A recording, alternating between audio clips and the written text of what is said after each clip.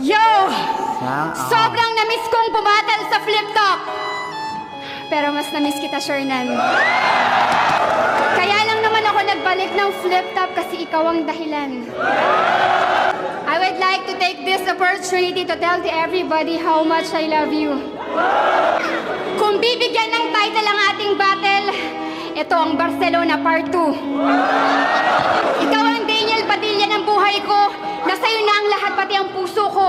Gusto kong makipag-kissing-sin sa'yo hanggang sa mamagayang nguso mo. Wala kang katulad. Sa dinami-dami ng mga kamukha mo, wala kang pinakitang pangit, maliban sa mukha mo. Pero ang totoo, si Shernan ay napaka-romantic. Mabuting tao at hindi siya plastic. Wala po siyang bisyo. Mukha lang adik. Naalala ko pa noon, pilit mo akong pinahanga. Pinagsibak mo ako ng kahoy gamit yung baba.